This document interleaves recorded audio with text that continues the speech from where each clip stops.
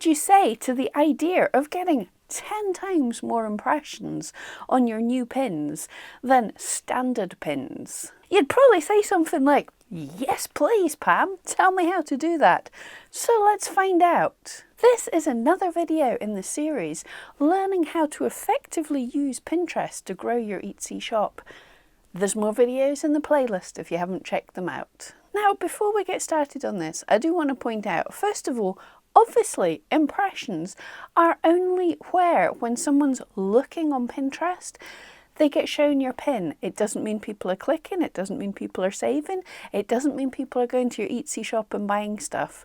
But if you're not even getting shown, then you don't have a chance for any of those things. So this is a good metric in building up our first Pinterest business account.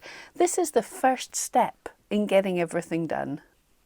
Now, when you browse on Pinterest, there's a certain kind of pin that catches the eye more than others.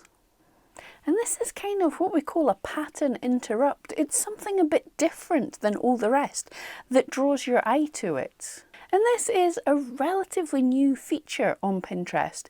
It's allowing you to put videos up. And when you're scrolling in a sea of pictures, if something moves, your eyes dart to the moving thing. And in any platform, the newest thing is going to be favoured a little bit more. Pinterest is going to show videos a little bit more. And not only that, less people have videos. Less people have pinned videos because it's the newer thing. There's lots of pictures. There's less videos. So if you get in and make some videos, then that puts you in an advanced, superior position. There's less of them. Pinterest want to show more of them. You've got more chance of getting shown. But you don't know how to make videos. Well, it doesn't have to be complicated. Just quickly, here's how I do it for my digital dog drawings.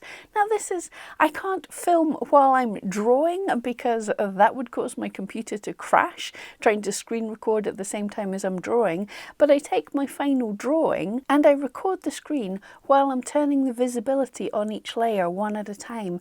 So my artwork emerges as if it's just been created. And then once I've captured the screen of doing this, I take this to my video editing software. At the minute, I use Adobe Premiere Elements. I have plenty of other software, but this is just the one that I find the easiest at the minute in time. I pop the video into here, speed it up by 3000% because these pins want to be short, these pin videos. Speed it up a lot, put a picture at the front so that it doesn't start on a blank screen. There's something there and then the image appears. And then I pop in a royalty-free music track and I'm good to go.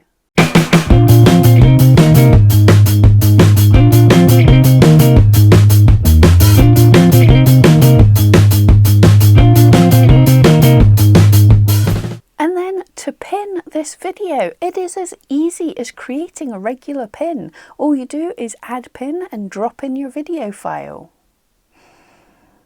We want to link this to the listing in my shop. So I take the listing URL, paste this into where I want the destination link to be. Pop in a title, which I just take from my title on Etsy a bit because I've done some keyword research here. We will go more into keyword research for Pinterest soon, but I just pop in this basic title, pop in a bit of a description that'll hopefully be interesting to people. And with videos, they actually allow us to use tags. We can only use the tags that they're giving us. So when you start to type in something, it'll give you a list of tags that you can pick and pick the most suitable ones. It doesn't give you everything you might need, but it's still kind of handy.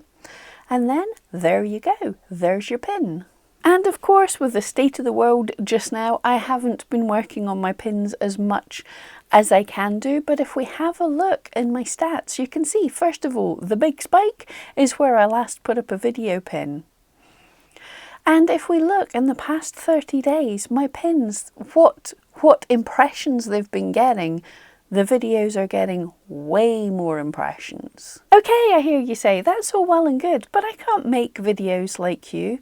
And you don't have to. You can make this super simple. Instead of just taking a picture of your item, could you move your camera in and back out again as a video? Or if you have an awesome picture, you can take a picture into your video editing software and just zoom in and zoom out of the picture, rotate the picture, make it look a little bit fun, turn a picture into a video. And then this really simply means you've got more content that Pinterest wants. I hope that gives you some ideas for funky different types of pins. Don't forget, hit subscribe and come back here often, and we'll work through building up our Pinterest together. Thank you so much. See you next time.